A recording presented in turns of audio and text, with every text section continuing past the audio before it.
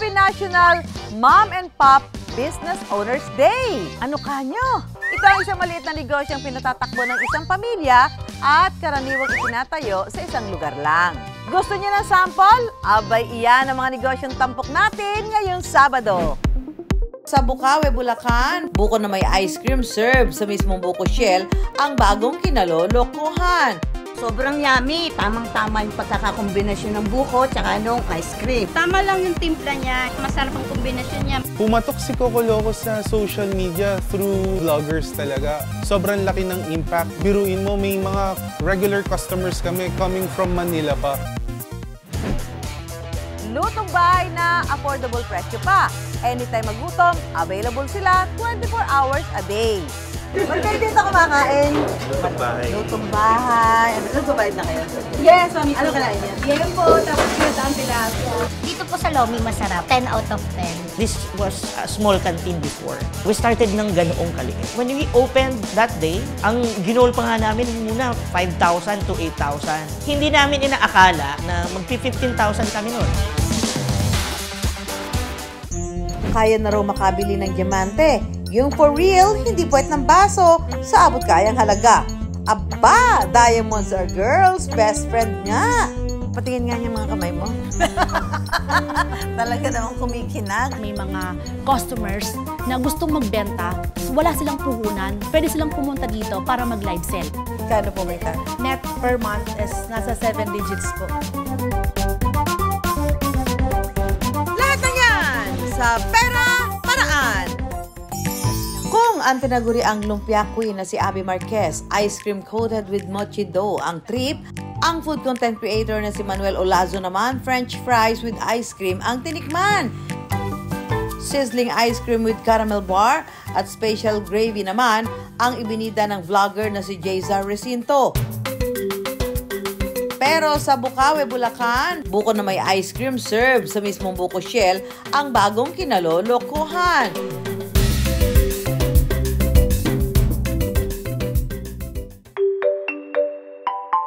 Si MJ at ang kanyang asawa, dinala sa Bulacan ang version nila ng coconut ice cream mula Boracay. Actually, it started way back 2023. Nagpunta kami ng wife ko sa Boracay. Nakita namin yung concept ng Coco Loco. Ice cream yun ng coconut shells. We tried na mag-franchise, kaso lang hindi sila open for franchise. So sabi namin, sige, if that's the case, gawa na lang tayo ng sarili nating concept dito sa Bulacan. Hindi raw inakala ni na MJ na ang hilig sa mga kakaibang pagkain sa mga pinupuntahang lugar ang magtutulak sa kanila sa pagninegosyo. Very rewarding yung feeling na kumikita ka na and then at the same time nakakatulong ka pa dun sa environment. One of the advocacy ni Coco Loco na at least makatulong man lang to help na ma-lessen yung mga basura natin. Sinimula ni MJ noon ang pagtitinda ng coconut ice cream online. 10 buko o katumbas ng 20 orders ang agad nilang naibenta. Naisipan namin magtayo ng physical store kasi nakita naman namin na okay yung pagtanggap ng tao. Gusto namin na mas maging malawak yung market reach namin. Mas maraming makatry kay Coco Loco. Meron direct supplier ng buko at ice cream sina MJ, pero dahil seasonal o nakadepende sa panahon ng ice cream business, may pagkakataon na tila nalulusaw rin daw ang kanilang benta. Since we're serving ice cream, big factor yung weather. Pag maulan yung season, sobrang baba ng sales namin. That's why we decided na kailangan naming makipag-partners with online delivery apps. Maging sa location ng kanilang ice cream shop, may mga pagbabago rin silang ginawa. Dun sa location naman namin, open area siya para at least ma-feel mo na nasa beach ka. May detachable tent na lang tayo na nilagay para kahit umuulan, pwede pa din kumain dito sa store namin. Dating OFW si MJ at ang kanyang misis, pareho silang information technology graduate. Kapag nagkatrabaho ka na, iba pa din pala yung may negosyo ka. Oo, mahirap, pero very rewarding naman yung negosyo kapag tama yung ginawa mo. The best para sa akin sa negosyo is yung makatulong ka sa iba na magkaroon sila ng hanap buhay. Sa Bukawe, Bulacan, buko na may ice cream served sa mismong buko shell ang bagong kinalolokohan. Mga kapuso, meron tayong kasabihan kapag gusto mo kailangan paghirapan. So, ano ba yung overload? Simulan na natin gawin yung overload mo, Mami Sue. So, gaano karami yung buko? Yan, yung sakto lang naman. Ay, syempre, mahilig ako sa buko. And then, Ice cream na. Wow. Ayan. Tapos, Coco flan. ganun pala pag nanalo. After that, pwede na tayong maglagay Pili na? sprinkles natin. Meron Sige, tayo lagyan na. yung Rice Krispies. Guys, o kaya ay at pinipig. Marshmallow, meron din tayo. Mangga muna, Gusto ni Mami mangga. Sue, mangga. And then ito yung niyog to? natin. Yeah. Konti lang. Ganyan Yan. lang. Ayan. Yes. Tapos, Lahat almonds po. sa sprinkles, some sprinkles. And Bilang. then, lalagyan lang natin siya ng Ano yan? caramel. sige. Condensed naman. Condense naman. Okay na to. Yan. Thank you, MJ. Dito sa aking fries. Hahaluin ko para yung buko ay pumunta sa ibabaw. Nagko-complement naman yung lasa nila. Masarap. Tama-tama itong pampawi ng init. Sobrang yummy. Perfect po sa weather ngayon. Tamang-tama yung pagkakakombinasyon ng buko tsaka nung ice cream. Okay siya sa akin kasi hindi siya messy. Saka yung masarap yung pinipig. Tama lang yung timpla niya, hindi masyadong matamis. Masarap ang kombinasyon niya, may buko, may ice cream. Ang nakakalokong buko ice cream, mula 89 pesos ang regular serving, pwedeng with mango pa for only 99 pesos. 129 pesos naman kung bet ang ube makapuno. Mango Graham at overload. Available rin ang Coco Bear for only 49 pesos habang 40 pesos naman ang pure buko juice. Caring mag-add ng toppings from 5 to 15 pesos habang 20 pesos naman para sa extra scoop ng ice cream. Nabawi raw ni MJ ang 5,000 pesos na puhunan sa loob ng 2 linggo. Tuwing summer, mataas pa sa sikat ng araw ang kita nila kada buwan mula 60 hanggang 80,000 pesos. Nakatumbas ng 80 to 150 orders per day. 30,000 to 50,000 pesos naman sa mga pangkaraniwang araw. Sa mga gustong pumasok sa Coco Negosyo, may tip si MJ sa inyo. Ang ginagawa lang namin dito is kinakatok lang natin yung buko. Malalaman natin kung may laman ba siya or ang tawag namin is malauhog, malakanin, and pang-salad. Kapag ang tunog ng buko is parang wala siyang laman sa loob, ibig sabihin nun malauhog yung buko. Then pagkatamtaman lang, yun yung malakanin or yung saktuhan lang. And then kapag parang wala ng tunog, yun naman yung pang-salad natin or makapal na yung laman ng buko. Dahil sa kanilang palamig business, sumakses daw sa buhay sina MJ at naibibigay na ang mga pangangailangan ng kanilang pamilya. Pumatok si Coco Loco sa social media through vloggers talaga. Sobrang laki ng impact. Biruin mo, may mga regular customers kami coming from Manila pa just to try Coco Loco. Nakapundar na si MJ ng motor na iparenovate na rin ang kanilang shop at bahay. Huwag kayong matakot sumubok. For example, si Coco Loco, gusto naming ma-experience ng taga Bulacan. So, kailangan naming dalhin dito sa Bulacan si Coco Loco. Even hindi kami sure kung papatok ba to or hindi, we risk yung bagay na yon. Kahit simpleng palamig kapag sinamahan pa ng cool na pakulo, hindi lang matamis na biyaya ang dala, kundi pati nakakapreskong ginhawa sa buhay. Lutong bahay na affordable presyo pa. Anytime magutom, available sila 24 hours a day. Kaya ang kainang ito sa Quezon City, dinarayo ng mga kapusong home cook lovers.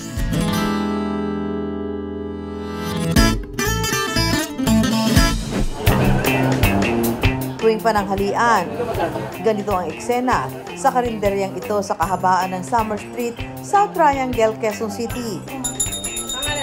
Mahigit 1 taon pa lang itong bukas, pero pang-blockbuster na pelikula na ang haba ng pila. Ang binabalik-balikan daw ng kanilang mga suki. Ang mga paninda rito, lutong bahay. Pati ang pangalan ng tindahan, galing din mismo sa kanilang bahay. Bago namin ito naumpisahan, parang mga 10 pangalan itong ginawa namin. Tapos, nung ipapaprint na namin, biglang lumabas yung anak ko. Mami, bakit ang dami mong negosyo? Wala akong pangalan ni isa. So sabi ko sa kanya, sige anak, bigyan mo ako ng mag-rhyme dun sa pangalan mo. So, siya yung nagbigay sa amin ng looks. Bago simulan ng kanilang negosyo, nag-ikot-ikot muna raw sila sa mga kalapit na kainan para pag-aralan ang ibang galawan. Nagsimula sila sa mga short order gaya ng silog, pansit at lomi. Para magkapuhunan, nag-swipe lang sila sa credit card. Estimated ko ay nasa 300,000, including the renovations, the construction, and the supplies. Yung mga ibibenta para dun sa mga lulutuin. Kasi this was a small canteen before. So we started ng ganoong kaliit. With the hopes na okay na yan, basta lang may kumain. Nag-start kami na kami-kami lang din ang tao. Sa unang araw pa lang daw, ginulat na sila ng kanilang kinita. When we opened that day, ang ginol pa nga namin muna 5,000 to 8,000. Hindi namin inaakala na magpi-15,000 kami nun. Ang naging star dish ng kanilang karinderya, authentic Loming Batangas na talaga namang hindi tinipid sa sahog at garantisadong nakabubusog. Dito po sa Lomi masarap, 10 out of 10. Masarap naman siya, tapos maraming ricado, maraming toppings. Napapanood daw nila sa vlog. So may nagbablog sa amin na hindi namin alam. So dumadagsa yung tao. Sa loob lang daw ng 3 buwan, naibalik na raw ang kanilang ipinuhunan. Kaya nag-upgrade na rin sila ng mga paninda. Naghain na sila ng mga lutong bahay na pagkain tulad ng inihaw na bangus, pusit at barbecue. Kung lutong bahay ang ganap, dapat may kalderetang baka, kari-kari at nilagang panganang baboy na mainit pa ang sabaw. Ang maliit na kainan para sa 30 tao, kaya na ngayong magpakain ng hanggang 200. At ang ambience ng lugar para talagang nasa sarili mong bahay. Very homey ang feels. Ginawa namin yan iba-iba kasi para pagpasok ng tao, komportable kaagad sila. Yung mga staff namin na nakangiti agad, approachable agad sila.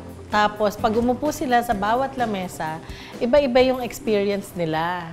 Dahil 24 hours open ang kanilang kainan. Bukas na bukas din daw sila sa comments and suggestions. Unang linggo pa lang namin, nagre-request na yung mga customer namin na bakit di kayo mag 24 hours? After 3 months, nag-decide kami na gawin namin 24 hours. Nag-try lang. So patok din talaga yung 24 hours. Sa halagang 50 pesos, pwede nang makamerienda o tanghalian o hapunan ng totoong lutong bahay sarap. Kung may budget naman ng 150 pesos, siguradong sold na ang gutom. Ba't kayo dito kumakain? Lutong bahay. Lutong bahay. Nagbabayad na kayo? Yes, mami. Ano kalain niya? Dami akong ulam. Yempo, tapos ginataang tilapia. Bakit kayo dito kumakain? Lutong bahay. Okay. Excuse me, girls. Careful. Yan, careful, careful. Ay, ang daming tao. Puta ka, Jimmy. Una mo lahat tao. Alam, kitang-kita ako sa nakain. Daming ulam. Nagutom tuloy ako. Ito yan, si Kuya. JM po. Ang dami ito. Merong barbecue, nilagang baka, pork steak. Ano to? Adobong Tagalog. Pag sinabi adobong Tagalog, mayroon mga adobong Bisaya. Tanong Ay, fried chicken, ginataang tilapia, ginisang sayote. Yan, JM! Yes po. Ang daming tao. Nakakahiya. Kasi ano ngayon yung lunchtime, kaya ang dami yung tao talaga dito. Actually, nag-expand na to dati. Doon lang sa labas. Ngayon, nabili na nila yung buong Samar. Alam niyo, pag tanghali, lalo dito. Ito na, hindi na magkandamayaw eh. Diba? Umu-order ako dito talaga. Oo nga daw po, ma'am eh. Oo, pumipili din ako dito ng ulam. Kasi nga pagka minsan yung wala ka ng time magluto, masarap kasi dito marami, iba-iba din yung putahe. So para may choices ka talaga. 24 hours kayo? Yes. Before po, isang shift lang kami, tapos nag-24 hours Oh my na God, kami. kita mo yun. Open po kami every Every Monday to Saturday. Sunday? Day off po. Day off din sila pag Sunday. Kasi wala mga... Family day po yan. Tapos ang ino-offer nyo dito mga pagkain, mga dish nyo ay yung talagang pangmasa din. Yes po. Nakita po namin na maraming buildings dito. Eh, may mga condos. Ay, may, yung mga hindi na may mga magluluto. company. Eh, walang panglutong bahay. So, yun ang iniisip namin, magdagdag tayo. Dagdag lang po kami ng dagdag. So, doon sa mga gusto magnegosyo ng ganito, ano mabibigay mong tips sa GM? Ang negosyo po kasi, risk po yan. Yes, oo. So, what you can always do is to lessen that risk na malulita. So, kailangan mo Aralin mo mabuti? Aralin mo.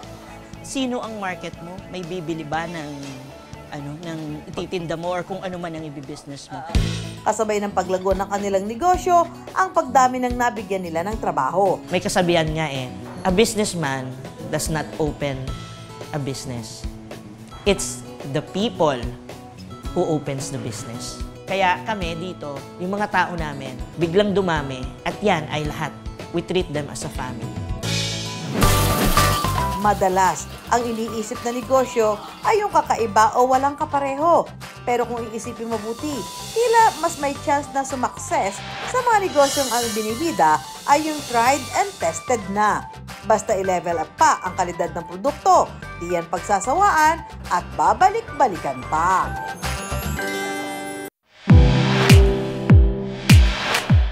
Kung totoong my forever, diamond ang magpapatunay niyan. Sabi nga sa kanta, diamonds are forever, forever, forever.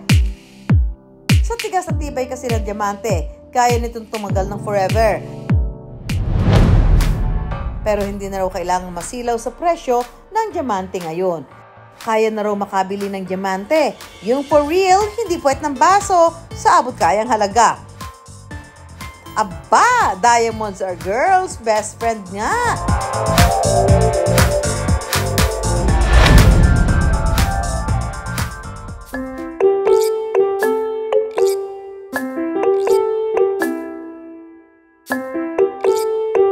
Di nga ba to? Alin dito? Feeling sumakses talaga kapag suot ang nagkikinangang mga diamanting ito. Parang dito yung earth.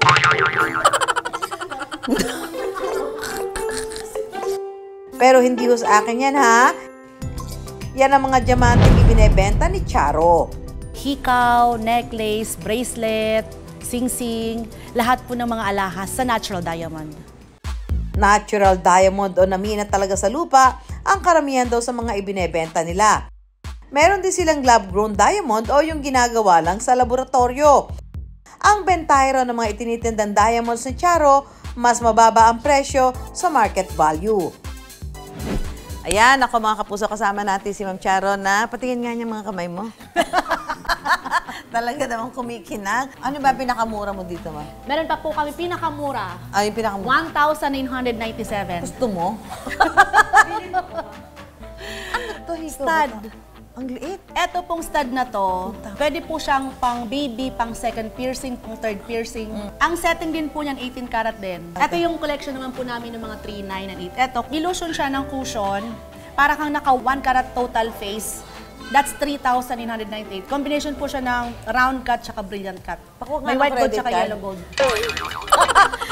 Sa mga singsing naman, mayroon nagkakahalaga ng 7,997 pesos.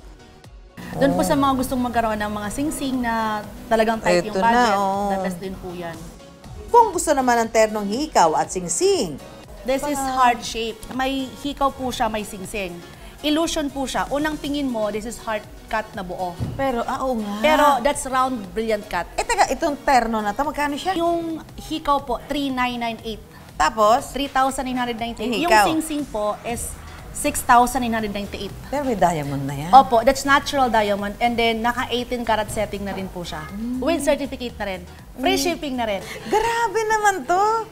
Hindi ako makapaniwala talaga. Is this for real?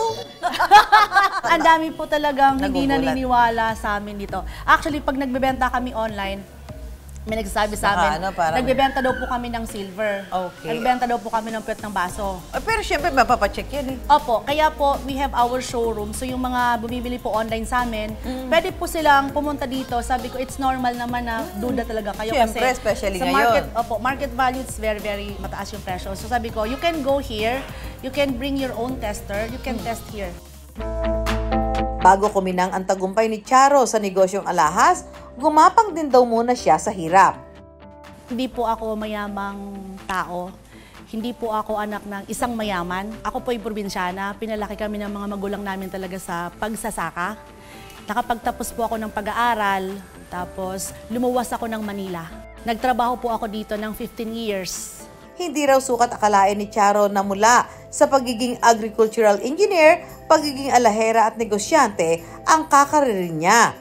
Ang tanong nga sa akin ng ibang tao, paano nangyari na isang engineer ako sa isang international company ng mga machinery, napunta ko sa luxury ng alahas. So, ang layo ng diferensya. Nagsimula raw ang pagbebenta niya ng alahas noong pandemya. Dahil nakulong sa bahay, naghanap si Charo ng mga makakausap. Nakikita ko kasi may mga nag-live sell. Sabi ko, subukan ko kaya. Natuwa ako kasi nung nagla-live sell ako, may nanonood sa akin, tapos may kausap ako. Ang binibenta ko noon, mga personal na alahas ko. Personal na bag, yung mga used na bag ko. Sa big time ngayon negosyo ni Charo, maniniwala ba kayong wala siyang inilabas na puhunan? Wala talaga kaming puhunan. Zero. Nung nag-live sell na ako after how many months, may isang taong kumontak sa akin. Papadalan daw niya ako ng different varieties ng alahas, natural diamond, ibenta ko online. Sabi ko naman, sige. Pero doubt na ako noon, iniisip ko, totoo ba to? Kasi ang mataas ang amount noon. So ginrab ko siya kasi wala naman talaga akong pera. Success namang naibenta ni Charo ang lahat ng alahas at nabayaran ang supplier. Doon na nagsimulang kuminang-kinang ang karir niya sa pagiging live seller ng alahas. Madam, ito po siya. Matapos ang halos 5 taong pagbebenta ng alahas, marami nang nagbago sa buhay ni Charo. Nakapunda na rin ng bahay, ng mga sasakyan, yung anak ko na pag-aral namin sa private schools, lahat ng mga pangangailangan, and then even traveling abroad, nagagawa na namin. Kasi before, never. Uunahin mo yung pang-araw-araw niyong gastos. Sa pag-asenso sa negosyo, di raw nang iiwan si Charo. Kasama niya raw siyempre ang kanyang paparami ng paparaming tauhan, na nasa halos 100 empleyado at 50 resellers. Dito sa aming showroom, may mga resellers, may mga customers na gustong magbenta. Wala silang puhunan, zero. Pwede silang pumunta dito para mag-live sell. Kung ano yung mabenta nila, kung ano yung bilhin ng kanilang customer, yun lang ang bibilhin nila sa amin. Pag binayaran sila, babayaran din niya kami. So from there, gusto ko silang matulungan. Na yung may mga tao kasi na mga mami, na mga walang puhunan, na gustong mag-umpisa, pwede sila dito sa amin. Maubusan na naman kayo. Kahit na marami na siyang katuwang ngayon sa pagpapatakbo ng negosyo, si Charo pa rin ang humaharap sa live selling 2 beses kada linggo. This is 1 karat, 1 karat. At hinahamon pa yata ako ni Charo mag-live selling. Itabi mo, Charo, ako na ito. Naku, paano to kung 8 karat to? Hello mga madam, mga sir! Bagong sweldo ba kayo? Mga madam!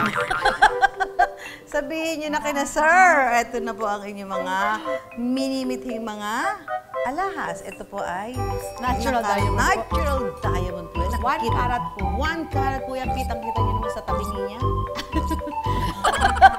Ayan, nagkukuminang siya. Free shipping in the Philippines only. Pero ang tanong pa rin ng lahat, paano nga ba nila na ibebenta ng mas mababa ang kanilang mga diamante? Paano nyo nabebenta ng mura? Una pong ginagawa namin is nagpapaproduce po ako ng maramihan para makuha ko rin po siya ng mas mura.